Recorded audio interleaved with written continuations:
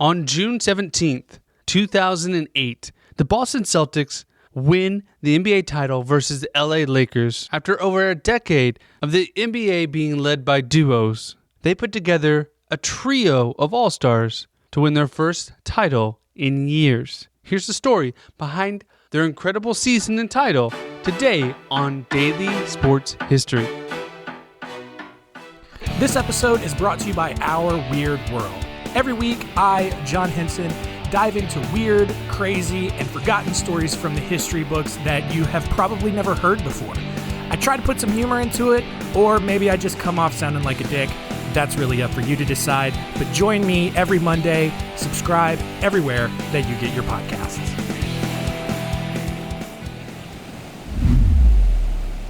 Welcome to Daily Sports History. I'm Ethan Reese, your guide to a rapid deep dive into sports history every day. And today's trivia question to listen out for is, how many times have the Lakers and Celtics met in the NBA Finals? Now today we're going back to the year 2008. Doesn't seem that long ago, but it was a major moment in the United States as we were facing the worst financial crisis since the Great Depression, known as the Great Recession. There's also a change in leadership as America's first black president was elected in Barack Obama. And this was also the year that Google released its first public version of Google Chrome, which many of us use exclusively to this day.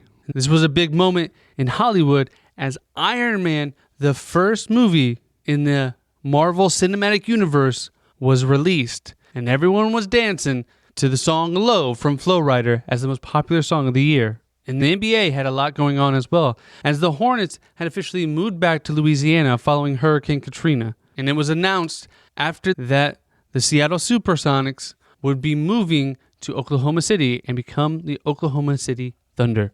But arguably the biggest news in the NBA that year was the Boston Celtics. See, after finishing the 2007 season with a 24-58 record, which was the second worst record in the league, they knew it was time for a change. And it all started with the 2007 NBA draft. Going into it, the Celtics had the 5th overall pick, which this draft was very top-heavy with Greg Oden going number 1 and Kevin Durant going number 2. But after those two players, there wasn't a clear-cut game changer in the draft. Although you did have other great players in the draft, such as Al Horford, Mike Conley, Joakim Noah, and even Marc Gasol went in the second round. But seeing as none of these players out of the top 2 would be game changers, they opted for a big trade. They set up a trade with the Milwaukee Bucks, sending them the 5th overall pick along with Wally Szczerbiak and Delonte West in exchange for their all-star three-point specialist Ray Allen and the 35th overall pick. But that offseason, they were not done. The team had just acquired Ray Allen, and they already had Paul Pierce on their team, a perennial all-star. So they had a great combo of guards, but they needed a big man. And on July 31st, 2007, they made a trade for 10-time all-star and 2004 MVP, sending Al Jefferson, Ray Gomes, Theo Ratliff, Gerald Green, Sebastian Telfair, and a 2009 first-round pick to acquire Kevin Garnett, giving them that big man they needed and giving them a big 3, which at the time was a new concept to acquire players to put together 3 perennial all-stars. Now we're more used to it after the Miami Heat did this, but previously the league was led by duos. You had Shaq and Kobe, Shaq and Dwayne Wade, and of course in the 90s you had MJ and Scottie Pippen. Duos were the rage for the league. This was a change in concepts. Now after this, it left the roster very depleted. They had basically Kevin Garnett, Ray Allen, and Paul Pierce, and not much else. So they signed Eddie House, Jackie Emanuel. They also drafted Glenn Davis, and they also signed James Posey, who would become a major factor for the team, giving them a defensive prowess. And they attempted to get 5-time All-Star Reggie Miller to come out of retirement in a reserve role, but that did not work. And they also had 2 young players that would step up big in Kendrick Perkins and Rajon Rondo. Now, many thought that the biggest challenge this team would have, despite having all these stars, was would they be able to play together? The thing was, these were three very unselfish superstars that none had won a title before, and they all wanted that ring. So they all had the same goal, which allowed them to come together and fight to win. And not only that, but they were also very defensive minded. Kevin Garnett was not only a great offensive player, but he was a great defender, and his tenacity helped change the culture around the Boston Celtics and lead a defensive-minded team, not just because they had great stars that could score. And the season started out great. They started 8-0, winning their first 8 games and continued their hot streak, including a 10-game winning streak lasting most of November.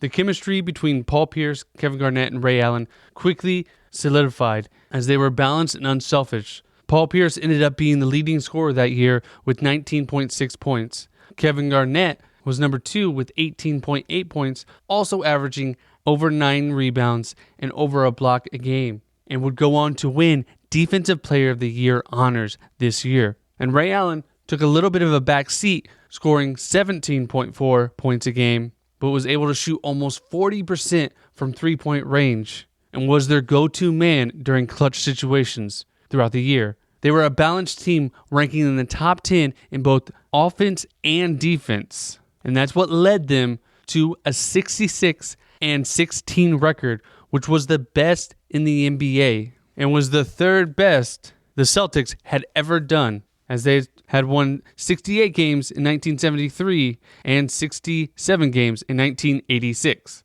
But this was good enough to be the top seed in the Eastern Conference heading into the playoffs. Now, going into the playoffs, they were heavily favored as they had ran through the league the entire year, and they came up against the Atlanta Hawks in the first round, who were led by Joe Johnson, Josh Smith, and a young rookie in Al Horford. But this young team wasn't just going to sit down and let the Celtics win, as they pushed them to a 7-game series where Boston eventually won, advancing to the second round, where they faced a young LeBron James and the Cleveland Cavaliers, who had just made the NBA Finals the year previously. And they showed how resilient they were, as they also pushed the Celtics to 7 games, and the Celtics would eventually win on their home court. And then they came up against the Detroit Pistons, led by Chauncey Billups, Rich Hamilton, Tayshaun Prince, and Rasheed Wallace. But this team was no match for the Celtics as they won in 6 games, headed into the NBA Finals, where they would face a familiar foe in the LA Lakers, who they would be meeting in the NBA Finals for the 11th time. And in 2010, they would meet for the 12th time, giving them the record for the most times teams have faced each other in the NBA Finals. Now, coming into this series, the Lakers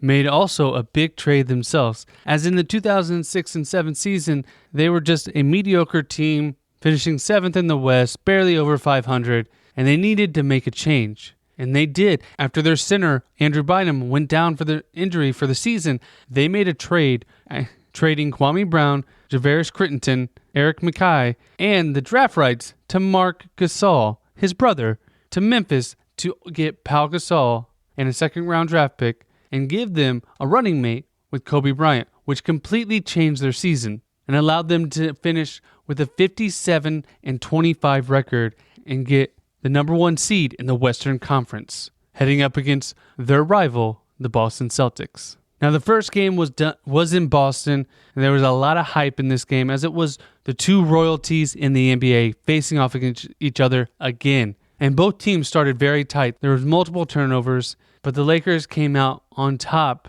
at halftime with a 5-point lead. But in the third quarter, Paul Pierce got injured after colliding with his own center, Kendrick Perkins, and left the game. But despite this, the Celtics went on a 6-0 streak, and Paul Pierce would return from the locker room and instantly get put back in the game and help lead the team back, holding the Lakers to a 15-point fourth quarter, and they would win 98-88, being led by Kevin Garnett's 24 points. Then Game 2 came back in Boston, and the Lakers wanted to come out and fight even harder. They took the lead in the first quarter, 22-20, But the second quarter, the Celtics would go on to score 10 unanswered points, giving them a 12-point lead at halftime. And they came out in the third quarter just as dominant, increasing their lead to 22 points. But in the fourth quarter, Kobe Bryant caught fire